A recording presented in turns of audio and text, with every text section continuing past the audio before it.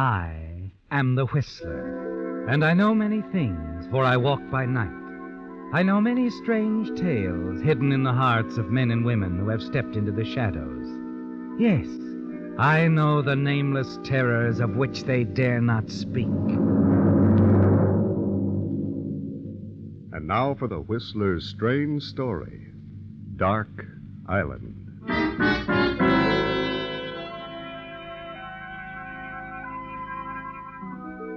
Dark Island was a fitting background for the grim scene just offshore. The waves on the beach all but drowned the staccato reports of gunfire, but the man crouched low in the tiny sailboat could see the stabbing bursts of flame with each shot, hear the bullets sting into the water around him. Yes, it was a very fitting background, because the tiny island had once been the sole property of an underworld boss named Sid Stauffer. The huge old mansion he'd built was still standing. It had been a mute witness to many a shooting fray in years past. Now it was a hotel, a focal point of the little artist colony that had sprung up on Dark Island, a gay bohemian group, too preoccupied with their own activities to be aware of the excitement taking place in the nearby cove. But the man in the boat, Ernie Regan, was more than aware. Yes, Ernie, you maneuver the boat frantically, fighting your way toward shore. And then abruptly, the firing ceases, doesn't it? And a half hour later, you're back at the boat dock, tying up, and very much relieved. Have a good cruise, Mr. Regan? Yeah, fine, Sam. Give me a hand with this stern line, will you? Sure. Toss her over. Yeah. Got it. Thanks, Sam. Well, she's made fast. Mrs. Tenner was down to the dock looking for you. Oh? She's having a party there at her place. Wants you to stop in and meet some folks. Oh. All right, thanks, Sam. I'll do just that. Good night. Night, Mr. Regan.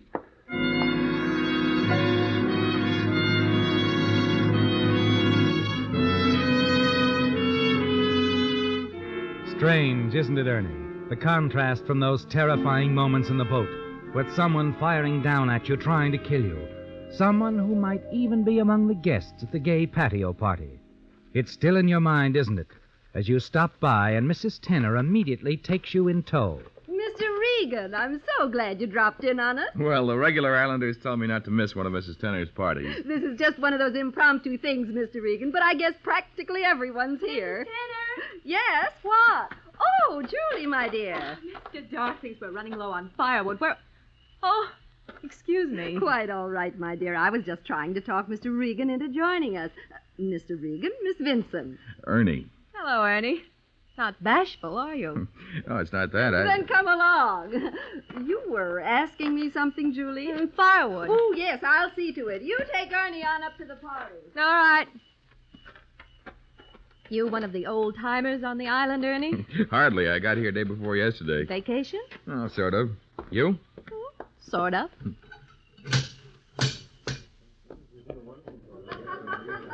Mrs. Steve wasn't kidding. Practically everybody is here. They're all a lot of fun. You probably know most of them. A few. Hello, Regan. Hi, Summers. Having fun? I was until Ames showed up. Ames? Yeah, over there, the one with the built-in snare. Oh. He writes, doesn't he? Trash, strictly trash. Well, need another drink. Excuse me. Doesn't seem to care much for our Mr. Ames, does he? Not many do, I understand. Ames isn't the friendly type. He resents newcomers to the island. Oh, I better watch my step. I wouldn't worry about it. You feel like dancing? How about your drink? I can wait.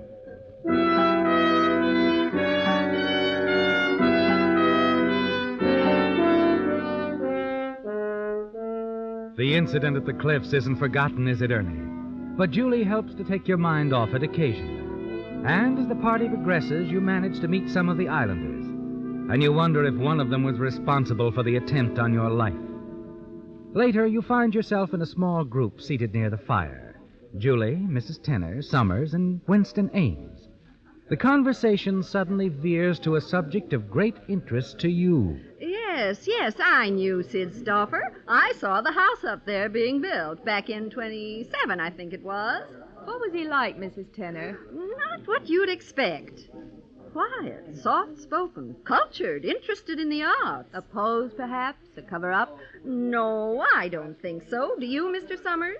No, he was genuinely interested, that's for sure. You knew Stoffer? Yes, I was a newspaper man in the old days.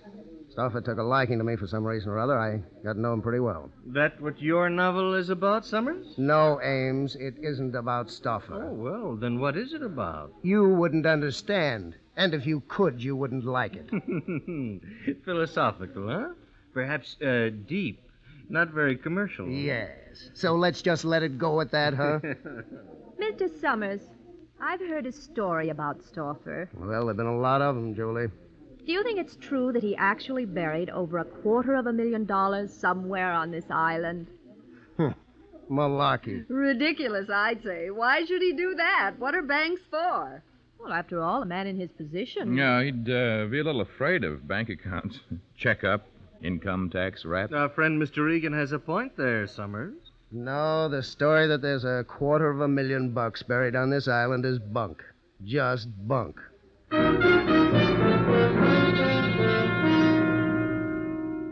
But it isn't. You know the story is true, don't you, Ernie? And you know where the money is buried. Yes, that's what brought you to the island. And someone else, apparently. That's someone who tried to kill you. It's almost 2 a.m. when you leave the party at Mrs. Tenner's, start up the path toward your cottage. And then you hear footsteps behind you. Ernie. Yeah? Oh, Julie. I thought you'd gone back to your cottage. I wanted to talk to you. Oh? Tell me, Ernie, how does it feel to be a free man again? Free man? 10 years in San Quentin is a long time, isn't it? What's on your mind, Julie? Like I said, I wanted to have a talk with you, Ernie. About what? $250,000, darling. Buried somewhere on this island. I know it's here, and so do you. Wouldn't it be smarter if we worked together instead of working against one another?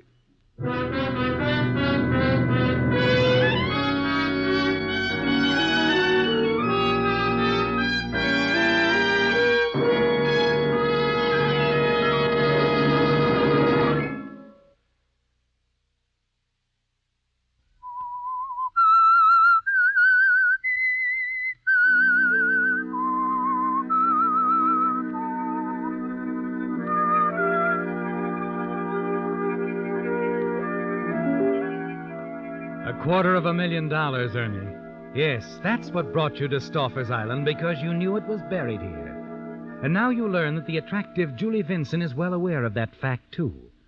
And you wonder if she's responsible for the attempt on your life earlier in the evening, as you cruised off the island in a small boat, searching out the cave where you're certain the money is hidden. Look, sweetheart, I don't follow this line of conversation. Don't you, Ernie? I had a boyfriend once. His name was Jim Corsi. Corsi? Your roommate at San Quentin. I used to visit him frequently, and then he died 6 weeks ago. Pneumonia, they said. Jim Corsi was never what you might call robust. And prison finished him. He didn't have to take that rap, but he did. To save his old friend, Stoffer. They were very close. Were they? Very. That's how we know the money's buried on the island. Don't we, Ernie? Did Corsi say it was? He was pretty certain of it. Only he didn't know just where it was. But he had a few ideas. Ideas he might have passed on to you. You heard what Summers said. The yarn about the money being buried on the island is bunk. Just bunk. And what are you doing here? I told you. Vacation. Oh, sure. The funny thing, Jim Corsi never mentioned a girl named Julie to me. How about a girl named Agatha? Oh, yeah. Agatha, Julie, same girl. I sort of wanted to break off the old ties. Agatha Clark, right? Right. So, here we are, Ernie. What's the next move? Is it up to me, sweetheart? It is. But do think it over. I'll be down at the beach in the morning for a swim. Let me know what your answer is then. Good night, Ernie.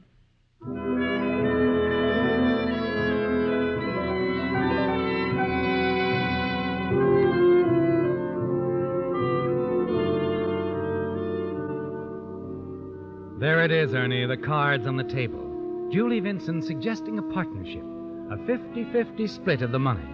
An attractive, exciting girl, isn't she? But you're not ready to accept her offer because you feel you can't trust her. You're certain she's in league with someone, perhaps the someone who tried to kill you. Yes, it could be a double cross, couldn't it? Julie working with someone else, trying to find out what you know, what your plans are.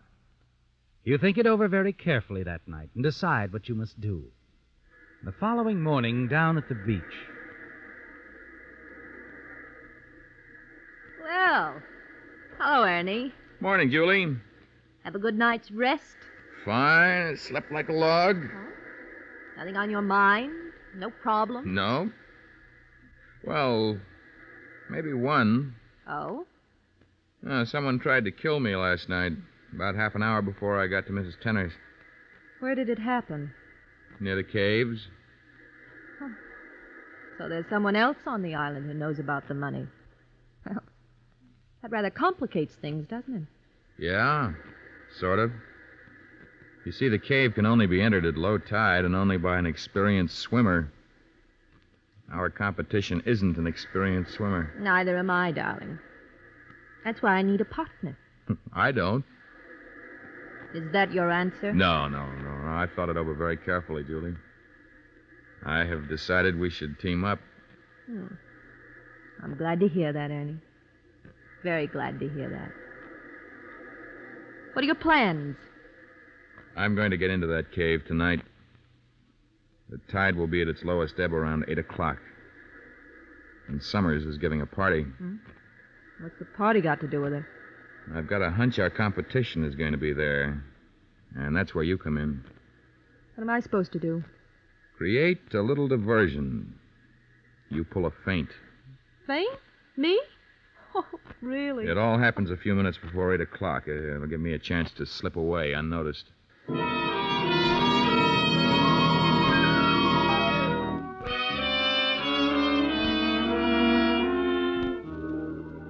The trap is set, isn't it, Ernie? Yes, you've tipped off Julie what your plans are. And you're certain she'll reveal those plans to whomever she's working with. That night at Summer's party, Julie plays her part to perfection. And in the excitement, the confusion, you slip out the side door and hurry down the path toward the cliffs. And suddenly you veer off and wait in the darkness. Then you hear the footsteps.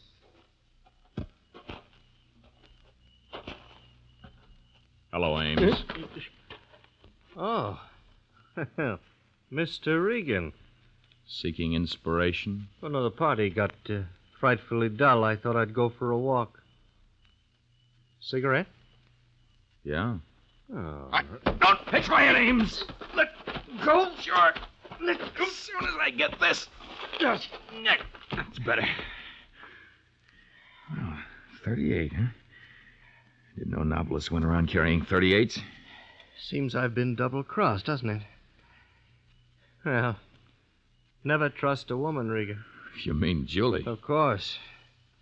I've made a few mistakes in my lifetime, Regan, but the biggest I ever made was trusting Julie. And she'll double-cross you, too. She will, I tell you. So look, Regan, why don't we play it smart? Meaning? We split the money 50-50. Leave Julie out of it. I intend to leave her out of it, Ames. Oh, good. And you, too. Wait a minute.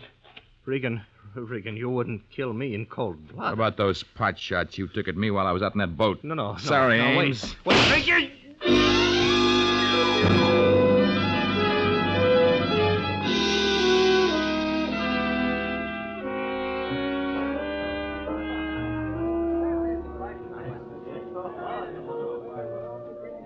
Sure, I've thought about it, Julie, but, well, everybody these days is writing a historical novel. It's a very good one. Well, true, but I don't... Oh, hello, Regan. Summers, Julie. Hello, Ernie. Where you been? Outside. Jellicoe collared me. He can really beat an eardrum off that boy. You're telling me. Well, here, you can't stand around with a half-empty glass in your hand. Let me give you a refill. Oh. How about you, Julie? Oh, no, this is fine. Okay, I'll be right back. Well, you were gone a long time, darling. Did you... No, What happened? I was followed. Followed? Did you see who it was? Nope, didn't see anyone, as a matter of fact. Just had a feeling someone was tailing me. I decided to shelve my little plan. That was smart, Ernie. Can't take any chances. I'll try again tomorrow night. As soon as I get the money, we'll take off. We'll leave the island. I've always wanted to go to South America. Rio's a nice place, so they tell me. $250,000, darling. And just the two of us. You're not sorry we teamed up, are you? I'm not sorry at all, sweetheart. What time are you going to the cave tomorrow night? And what can I do to help? Around 8. You can rent a boat. Wait offshore. All right. We'll talk more about it in the morning, huh? Right now, feel like dancing. If you don't mind, Ernie, I think I'd better go back to my cottage. I've quite a headache. The excitement. Nervousness, I guess. Sure, Julie, sure.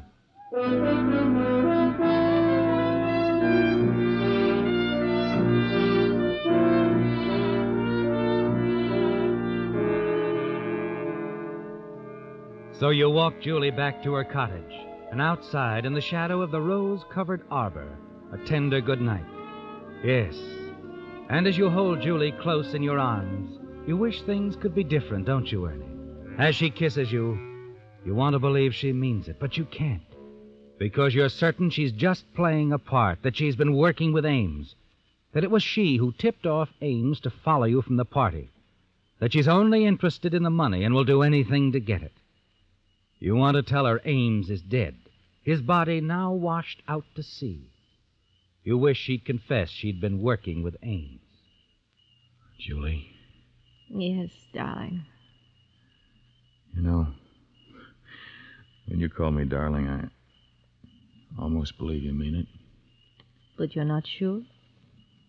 $250,000 is a lot of money. It's enough to... Cause a gal to stage a big romantic pitch? To get her hands on some of it? You took the words right out of my mouth, baby. You know something, Ernie? Yeah. A few hours ago, you'd have had something. But that was a few hours ago. Meaning? The money doesn't mean so much anymore, darling. But I do. Don't you know?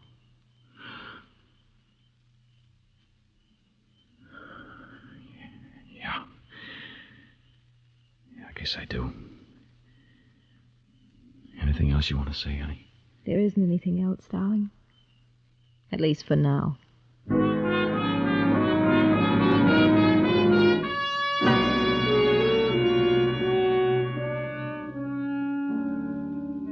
Back at your cottage a few minutes later, you pack your bag, glance at your watch.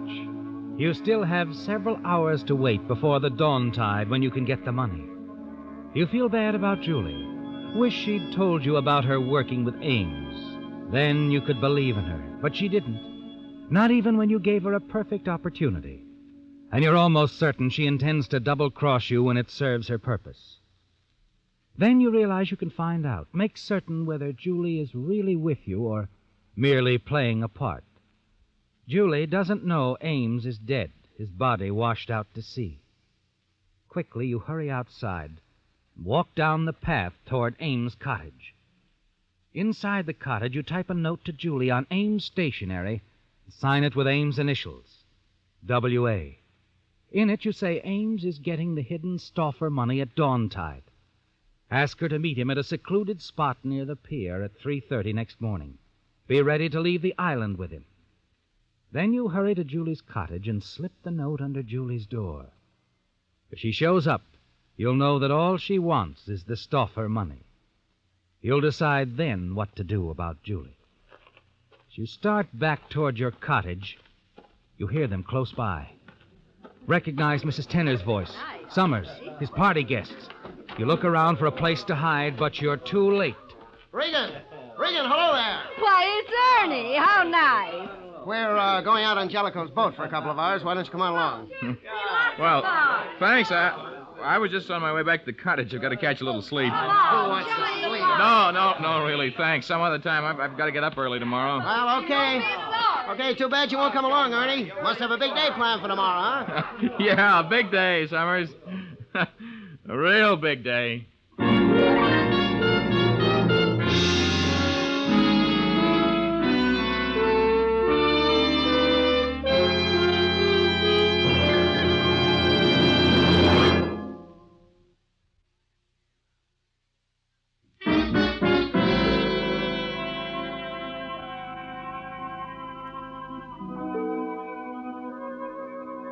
Stauffer's Island, usually quiet and peaceful, not at all a reflection of its early days as a gangster's hideaway, was now vibrant and alive with excitement. Its present-day residents clogged together, babbling nervously, wondering, talking in hushed tones about the boats arriving one after another from the mainland.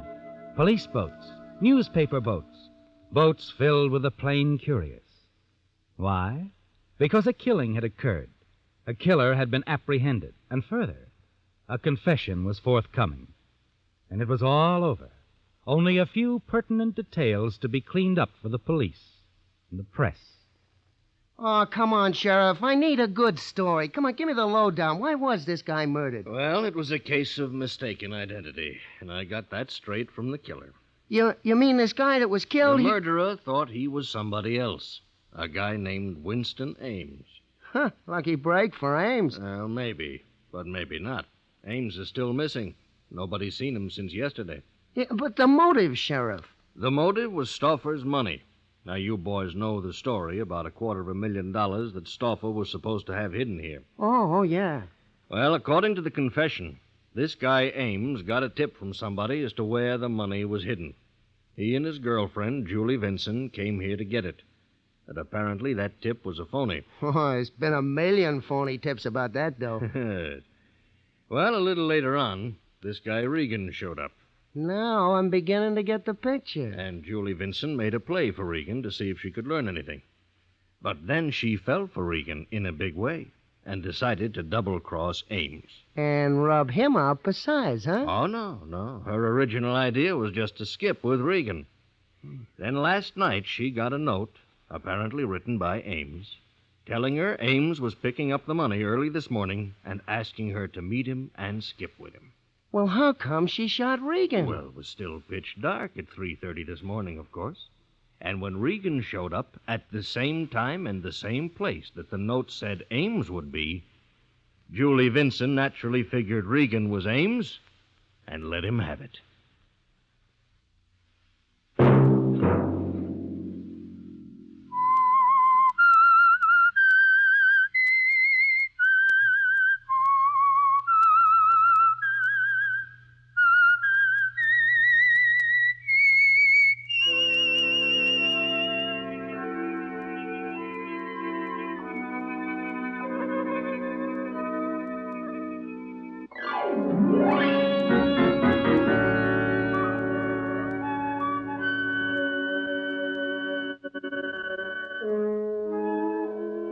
Featured in tonight's story were Bill Foreman as the Whistler, Lamont Johnson, Gene Bates, Tom Brown, Gloria Ann Simpson, Britt Wood, and Larry Dobkin. The Whistler was produced by George W. Allen, directed by Robert Hafter, with story by Adrian Jondeau, music by Wilbur Hatch, and was transmitted overseas by the Armed Forces Radio Service. The Whistler was entirely fictional, and all characters portrayed on The Whistler are also fictional. Any similarity of names or resemblance to persons living or dead is purely coincidental. Remember to tune in at the same time next Sunday when the Signal Oil Company. You've been listening to the OTR Gold Network. Find more classic radio at otrgold.com.